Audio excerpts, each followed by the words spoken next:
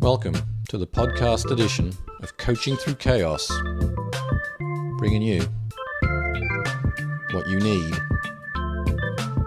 to succeed.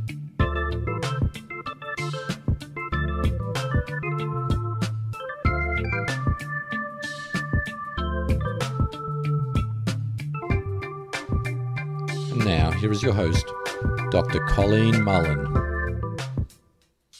Hi, and welcome back. I hope you're having a wonderful day. I'm your host, Dr. Colleen Mullen. I'm a licensed marriage and family therapist in San Diego, California. Here at the Coaching Through Chaos podcast, I bring you interviews with guests that will inspire, motivate, and empower you. I think everyone has had an experience where an assumption or a stereotype was projected onto them. I know in my life, I've had at least a few experiences that come to mind when I think of this. On the emotionally heavy side of things, I had a highly successful father, but he was a paraplegic due to polio, and I grew up watching how, when he was out of his professional arena, many people made assumptions about him that his mind was debilitated just because his body was. Now, that was so odd to me as his daughter, because I knew that he was one of the most mentally and physically strong people I knew. He just couldn't use his legs, period. I also grew up with a sister with some learning disabilities that were evident when she spoke. I witnessed a lot of negative stereotyping about her presumed abilities or lack of abilities as well. On the lighter side of things, I had an interesting experience with being stereotyped when I made the move from the East Coast to the West Coast. I was a New Yorker for the first 30 years of my life, and I kid you not, for the first few years, primarily when my accent was still pretty strong, I felt I was greeted frequently by surprise that I was a nice person, even though I was from New York, because us New Yorkers have been stereotyped as being rude.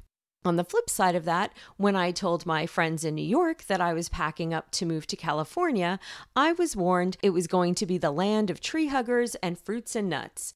Thankfully, none of this lighter stereotyping was all that serious, but my bi-coastal transition did remind me about accepting people as they come to me and making my mind up about who they are individually based on the evidence presented in our interaction, not on the assumptions or stereotypes that might be present.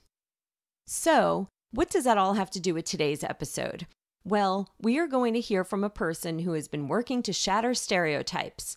Specifically, stereotypes around masculinity. I interviewed Dr. Jocelyn Lehrer, who, through her work, found a need to provide men with a space to talk about their authentic experience of being a man, what it means to them, and how stereotypes have hindered or hurt them.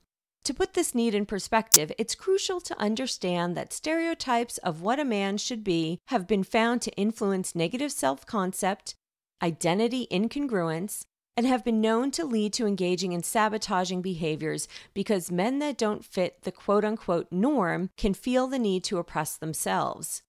Jocelyn is the founder of the Men's Story Project, which is a live platform in which men can authentically speak of their experience of masculinity publicly. Before we get into the interview, though, I want to mention about what's going to go on at the end of this interview. I will do our regular wrap-up and, of course, read out one of our iTunes reviews, but I want to encourage you to listen all the way to the end because we've got a special treat for you. With Jocelyn's permission, we are including audio from the debut installment of the Men's Story Project held in Berkeley, California in August of 2008. This performance is titled Propaganda. Poet L. Abdul Kenyatta reflects on his authentic experience as an African-American man versus the stereotypes. Let's welcome Dr. Jocelyn Lehrer of the Men's Story Project.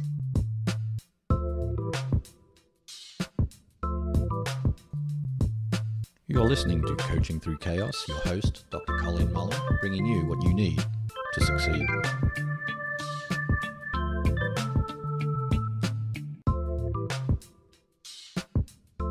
So I'm here with Jocelyn Lehrer, who is with the Men's Story Project out of DC. Jocelyn, can you tell me what was the origin of the Men's Story Project? Yeah. So first of all, thank you for having me. I'm excited to be here with you.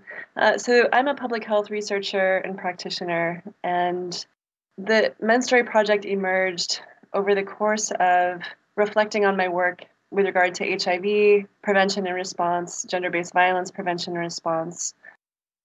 So for many years, I've been doing different kinds of research and community work.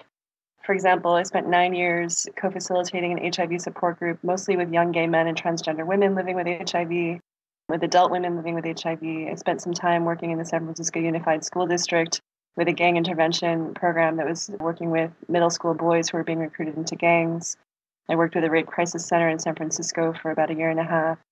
And over time, when you work in these realms of sexual health, men's violence against women, violence between men, homophobia, transphobia, HIV, like all roads start pointing to this topic of masculinity. Mm-hmm. It becomes very evident that the way that we're teaching boys and men to be men, or the ways that boys and men are pressured to be men, it contributes to a lot of preventable pain and suffering in the world. And yet, where's the public dialogue? So a lot of times we have these phrases in our common parlance, boys will be boys, and that's how men are, and men are dogs, and this kind of sense that life is just like that. But the fact is that research around the world is showing that actually if we can shift the needle on social ideas about masculinity, we can actually prevent a lot of pain and suffering in the world. We can actually help to prevent men's violence against women and violence between men and homophobia and reduce gender inequality. Men go to the doctor more because there's this notion that men don't go to the doctor because they're supposed to be stoic and tough. Yes. And they don't go to the doctor as much as women. They die earlier than women. Mm-hmm.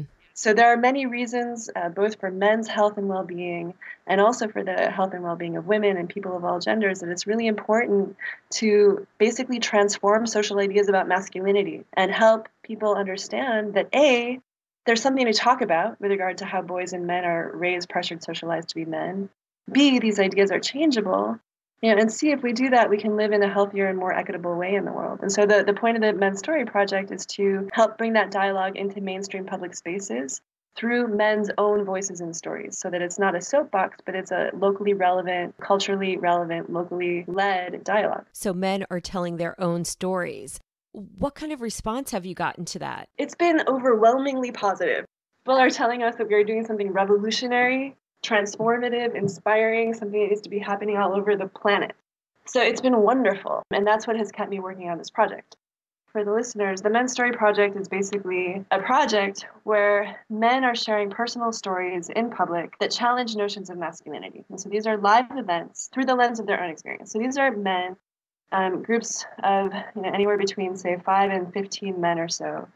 And they're getting together, creating these productions where they're sharing personal stories that, on the one hand, celebrate and give thanks for beautiful things in their life and talk about fatherhood and brotherhood and traditions that have been strengthening for them and mentors and role models and people that they're grateful for in their lives and so on, sources of strength and inspiration. And on the other hand, it's about challenging. So celebrating on one hand, challenging on the other.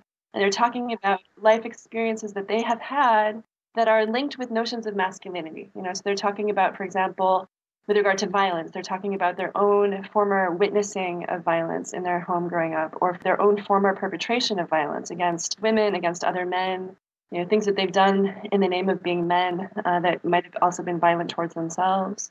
They're talking about substance abuse. They're talking about dealing with homophobia and transphobia on the receiving end. They're talking about how they unlearned homophobia in adulthood because they decided it actually wasn't the best premise. Men have spoken about forgiveness after murder. Men have spoken about challenges with posturing and trying to act more manly than they actually feel. Right. But there's so much to talk about. So these are live events that happen with an audience. And then when these events get filmed, there's video content. And so we've made 2 films so far, which are available online. And then there's this video online presence of our YouTube channel. The MSP website has videos. And my hope for the project is that it'll spread all over the planet with local groups creating these kinds of productions and public dialogues all over the place, and then filming their events to create social media, to create documentaries with accompanying curriculum and so on. Wow. So big aspirations for it. And can you tell us a bit of the history of it? Like, how long has Men's Story Project been around and how has it grown? So the first live event took place in August of 2008 at a cultural center in Berkeley, La Peña Cultural Center in Berkeley. And that event had 16 men sharing personal stories. And folks can check that out online. On our YouTube channel, you can see it as a playlist of videos. And we actually filmed that live event, so it's available as a film, which you can check out online. So that event, the room was packed to overflowing. There were people standing, there were people sitting on the floor. It probably violated, fire code. But it was a beautiful experience. And men talked about a lot of different topics there, including men's posturing in public restrooms, all the way to what it's like for someone to be living with HIV. Someone spoke about having a testicle removed due to testicular cancer and notions of masculinity and what it means to be a whole human being.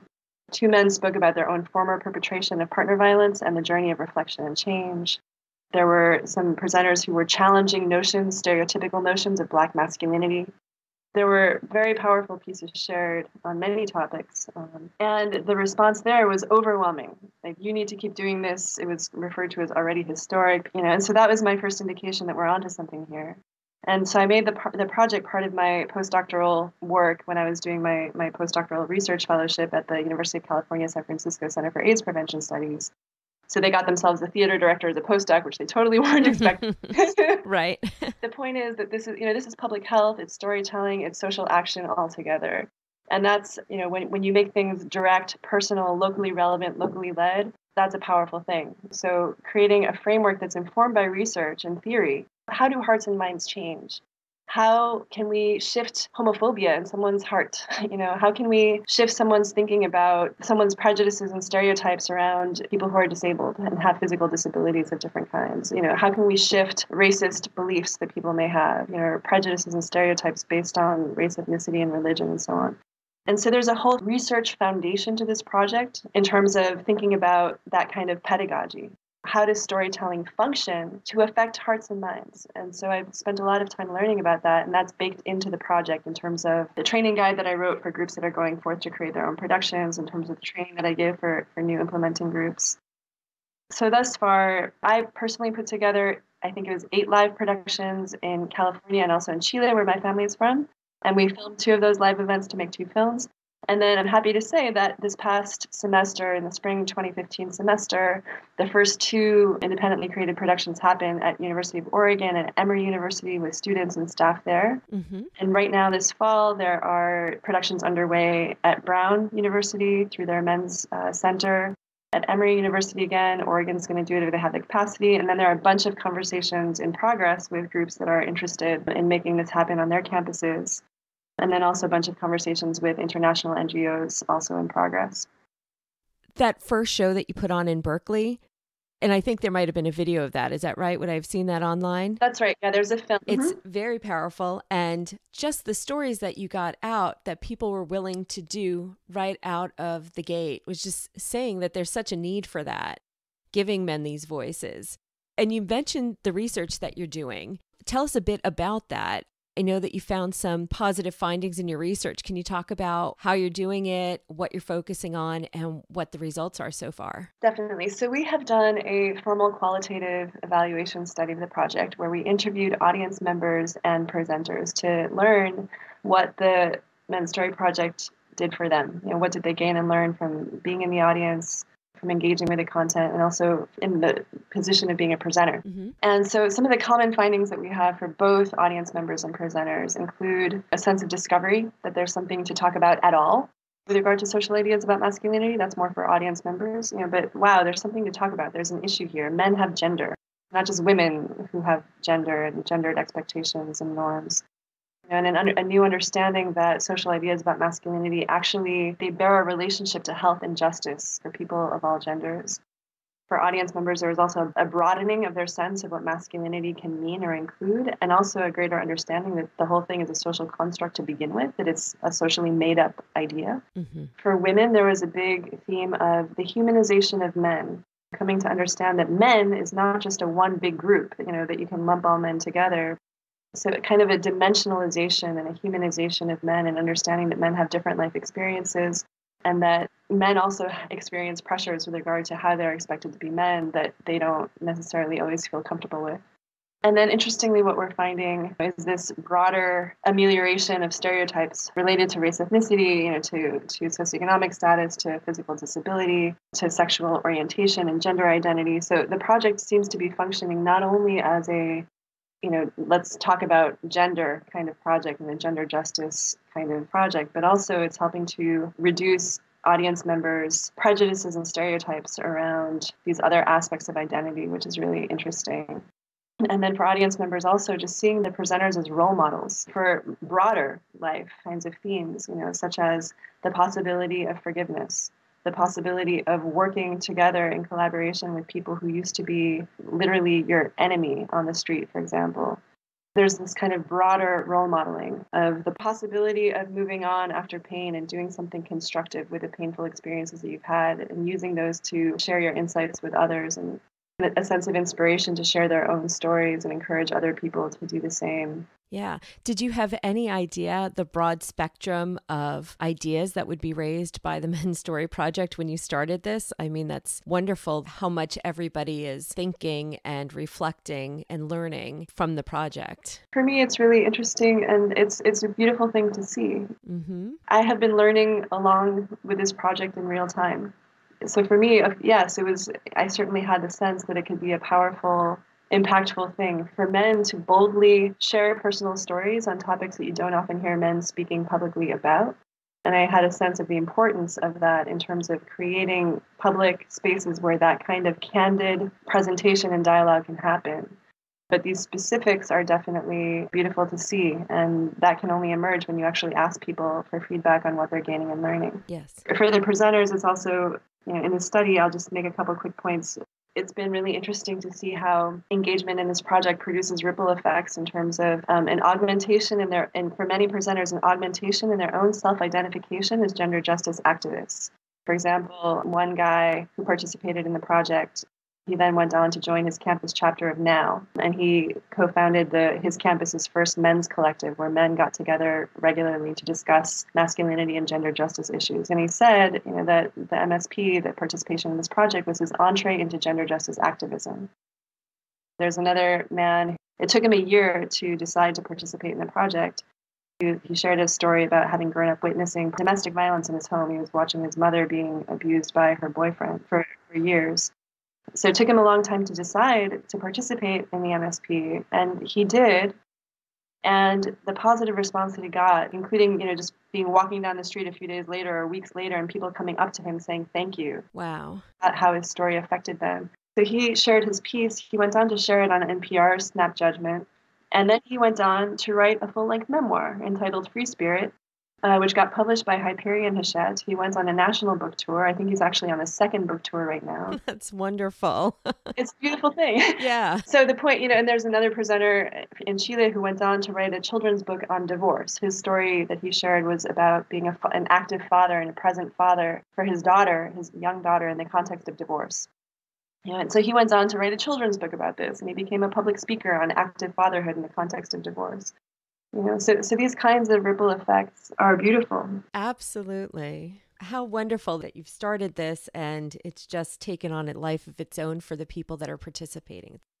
Along with the actual events that go on, I was looking into the website and it shows that the Men's Story Project is not always just a one-time production. Can you tell us about the different workshops and presentations that you might be giving to various groups and what kind of groups of men might the Men's Story Project present to? So I've been kind of a traveling lecturer. And so I've been going around to different campuses and giving presentations on masculinities broadly and the Men's Story Project specifically. And so I've been all over the place, and there's a partial list on our website of conferences and campuses where I've been presenting about this work and the promotion of healthy masculinities more broadly.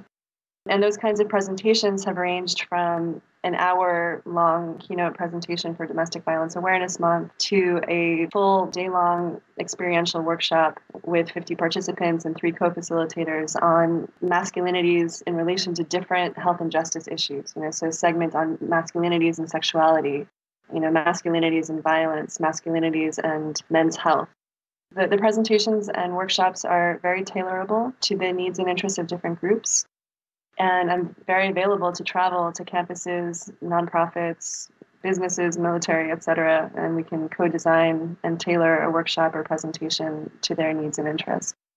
Every presentation I'll say that I've done, it's the same kind of response that we get from the live presentations or along similar veins, that this is really needed. We need more of this. we hope that our campus will create an MSP production ourselves, etc. I can imagine that once they hear what it's all about, they get enthused about it. You're giving people a voice that otherwise they didn't have permission to have before, is what it sounds like. Yeah. Yeah, like I'm looking at feedback from a presentation I gave last week, and someone wrote here, "This was hardcore awareness. Awesome. Please find a way to come back. Men get broken by a lot of harmful people, then they break because it is all they know." Yeah, I have a whole stack of feedback here. But anyway, so yeah, I'm very available for groups that are interested, and people should just feel free to reach out to me. Yes, and we will definitely be including all the contact information in the blog post that goes along with the episode today. How does somebody start a men's story project in their area? What would they do, and how can someone get involved? Excellent question. So yeah, so just reach out to me. So I've written a training guide, and there's a license for groups to use the MSP name and become part of the MSP network. And so when groups become part of the network, we highlight your work on the network page, on the YouTube channel, through social media. So we'll visualize it to the max. And I'm also available to come to organizations and campuses to do an in-person training. And I'm available to groups as an ongoing resource as you build your project. But it's really just a matter of getting in touch, because the whole point of this project is for it to be locally led and created. And what I've put together is a framework of some how-to so that groups aren't reinventing the wheel. And there's some content that can serve as a framework, like a sample call for submissions, a sample audience feedback form, a sample press release, sample flyer, things like that, to make people's jobs easier. Great. Can you tell us, is there anything else you would like us to know about the Men's Story Project? Anything coming up new or branching out? Anything you'd like us to know? Well, so for groups that are on campuses, this is a great time to reach out, because if you are interested in creating a production, putting out a call for submissions, like that, the time frame for that would be pretty soon if you want to create something by the end of the academic year. Emory and Brown, like I mentioned, have their projects ongoing right now. We're putting together a collective resource sharing group online for groups to, share lessons that they're learning and support each other in the work. So, yeah, I'm just available and happy to connect with groups that are interested. Great. And can you give us that website for everyone listening? It's www.mensstoryproject.org. So it's all one word, Men's Story Project with 2 S's.org. And from there, you can also link to the YouTube channel, which has a bunch of different playlists from different productions that we've done of video clips. Wonderful. Well, I want to thank you, Jocelyn Lehrer from the Men's Story Project. Thank you so much for being with me on the Coaching Through Chaos podcast. My pleasure. Thank you for having me. Well, this wraps up our episode. Remember that we've got a special presentation of the performance of propaganda at the end of the audio today. In our next episode, I'm speaking with Dee Wagner, who is a co-author of the book Naked Online, A Dozen Ways to Grow from Internet Dating. If you've been in the online dating world or have been contemplating it, this is a must-listen-to episode. I know I like the focus on staying zen in the chaotic world of dating. Our review of the week was posted on December 8th, 2015. These reviews are so touching. I'm really thrilled that the show is sparking such interest. If you want to hear your review on the show, just leave me one on iTunes. Thank you sincerely for this one. Here goes. Coaching Through Chaos is a fabulous series put together by Dr. Colleen Mullen. Each week, various experts in the field of self-help and psychology provide information that not only will improve the lives of laypersons, but also the practice of mental health professionals. I highly recommend tuning in weekly to learn more about maneuvering through chaos while staying true to self and clients. The topics are rich and succulently delivered, so keep a notebook handy as you tune in. That's really nice. Thank you so much for that one. And I want to thank Dr. B for my audio engineering, artwork, and videos. Remember to check out our new Coaching Through Chaos page on YouTube as well. And I want to thank BennettSullivanMusic.com for my theme music. I want to give a little shout out to Bennett and say just how proud I am to see where his career is going. He is currently a featured musician in Steve Martin and Edie Brickell's new musical Bright Star, which opens on Broadway this March. Check my blog this week for an exclusive interview Bennett did with Steve Martin. Great job, Bennett. Can't wait to see more. Now, if you want to follow me between episodes, you can find me on Facebook at Coaching Through Chaos, And on Twitter, I'm at Dr. Colleen Mullen. You can also sign up for my mailing list at coachingthroughchaos.com. And for doing that, I'll give you a free copy of my ebook, 5 Ways. It's 100 tips for living a happier, healthier life. That's it for me. Stay tuned for the performance right at the end of this. And I want to say, if you've got chaos in your life, I hope you're finding your way through it. Take care.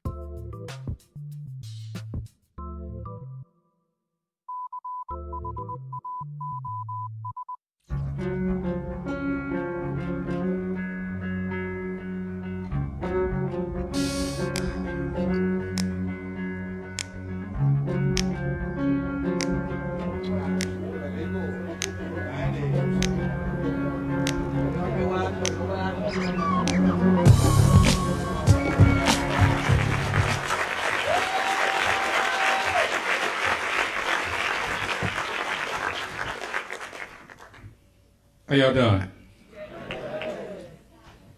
Actually, I came out here to say some other stuff, but I'm going to say some other stuff. Right? First of all, this project is about healing. And that's why we're here. That's why we come together. I want to thank Josie once again.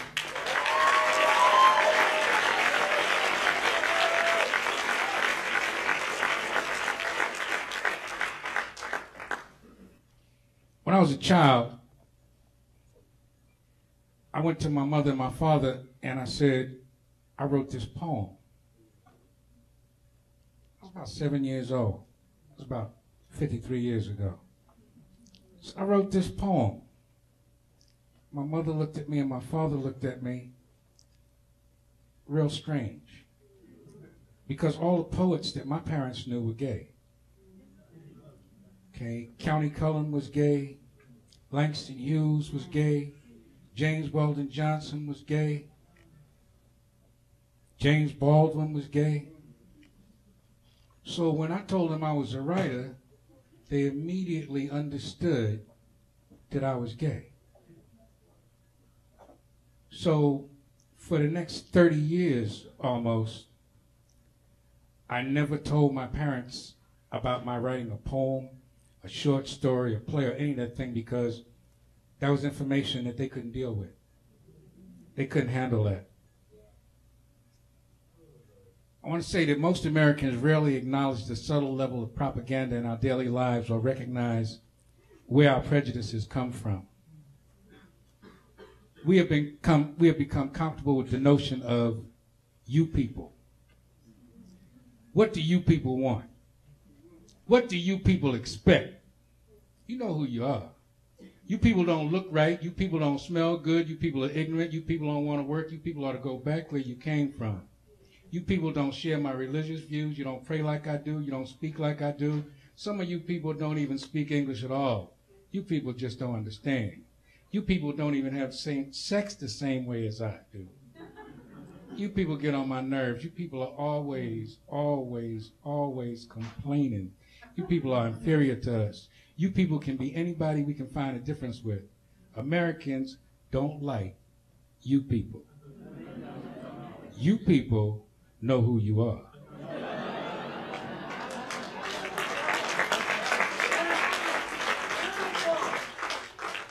Gay people, bisexual people, transgender people, all called you people. African Americans have been you people. Muslims are still you people. Chinese are you people. Japanese are you people. Drop a bomb, kill a bunch, hundreds of thousands of Japanese, those are just you people. Whatever our differences are, we all deserve human rights. We deserve to be known by the content of our character, not the color of our skin or our sexual or religious preferences. But you people already know that.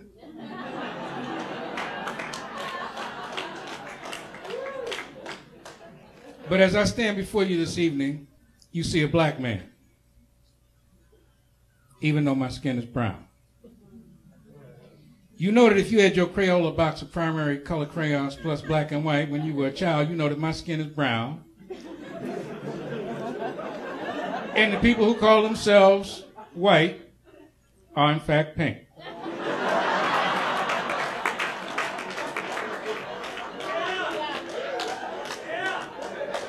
Now, if I said John McCain or George Bush looked in the pink, no one would be offended. White folks know they pink. That's why they call their little finger. I rest my case. So now I'm trying to figure out what's the purpose of misidentifying Africans as black and Europeans as white. Why would anybody want to purposely misidentify the actual color of people's skin? So you see before you a black man. That reality is ingrained in the mind of Americans and you can't change it. And you believe that pink-colored people are white. So don't forget that. Pink people are white.